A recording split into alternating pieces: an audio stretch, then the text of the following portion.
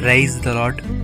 ప్రతిరోజు అనుదిన వాక్యం ద్వారా మీరెంతగానో బలపడుతున్నారని నేను ఆశిస్తున్నాను.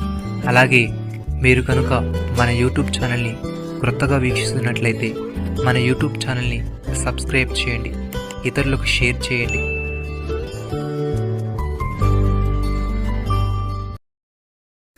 దేవుడు అహంకారాలను ఎదిరించి దీనిలోకి కృప అనుగ్రహించెను.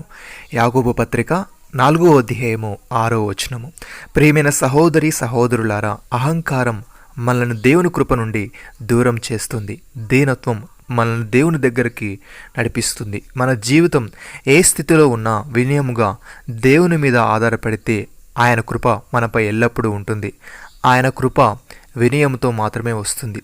అహంకారం దేవుని ఎదిరించడం మన నాశనానికి దారితీస్తుంది.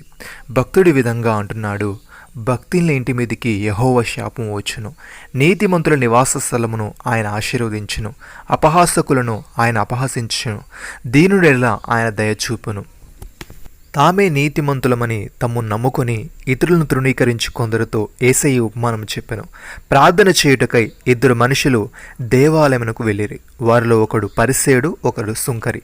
పరిసేయుడు నిలవబడి, దేవా, నేను చోరులను, అన్యాయస్తులను, వ్యభిచారులనైన ఇతరుల మనుషుల వలనైనను ఈ సుంకరి వలనైనను ఉండనందున నీకు కృతజ్ఞతాస్తులు చెల్లించుచున్నాను. వారమునకు 2 మార్లు ఉపవాసము చేయుచు నా సంపాదన అంతటిలో 10వ వంతు చెల్లించుచున్నానని తనలో తాను ప్రార్థించుచుండెను. అయితే సుంకరి దూరముగా నిలుచుండి ఆకాశం వైపు కనులెత్తుటకైనను ధైర్యము చాలక రొమ్ము కొట్టుకొనుచు, దేవా, పాపిని నన్ను కరుణించుమని పలికెను. అతని కంటే ఇతడు నీతిమంతుగా తీర్చబడి తన ఇంటికి వెళ్ళనని మీతో చెప్పుచున్నాను. తను తాను హెచ్చించుకొనివాడు తగ్గింపబడుననియు, తను తాను తగ్గించుకొనివాడు హెచ్చింపబడుననియు చెప్పాను. సహోదరి సహోదరులారా, యెహోవాయందు భయభక్తులు కలిగి ఉండుట వినయమునకు ప్రతిఫలము. ఐశ్వర్యమును ఘనతయు జీవమును దానివల్ల కలుగును. ముండ్లును ఉరులను మూర్ఖుల మార్గములో ఉన్నవి, తను కాపాడుకుని వాడు వాటికి దూరముగా ఉండును. భక్తుడి విధంగా అంటున్నాడు, చిన్నలారా, మీరు పెద్దలకు లోబడి ఉండుడి. మీరందరూ ఎదుటివాని ఎడల దీనమనసును వస్త్రము ధరించుకుని మిమ్మల్ని అలంకరించుకునుడి. దేవుడు అహంకారాలను ఎదిరించి దీనులకు కృప అనుగ్రహించెను.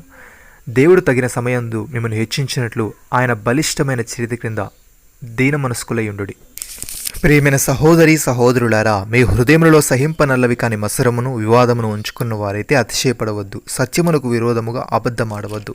ఈ జ్ఞానము పైనుండి దిగివచ్చినది కాక భూ సంబంధమైనదియు ప్రకృతి సంబంధమైనదియు దెయ్యముల జ్ఞానం వంటిదై ఉన్నది. ఏలయనగా మత్సరమును వివాదమును ఎక్కడ ఉండునో అక్కడ అల్లరియు ప్రతి నీచ కార్యమునుండును. అయితే పైనుండి వచ్చే జ్ఞానము మొట్టమొదట పవిత్రమైనది, తర్వాత సమాధానకరమైనది, మృదువైనది, సులభముగా లోబడినది, కనికరముతోనూ మంచి ఫలములతోనూ నిండుకొనినది, పక్షపాతమైనను వేషధారణను లేనిదే ఉన్నది.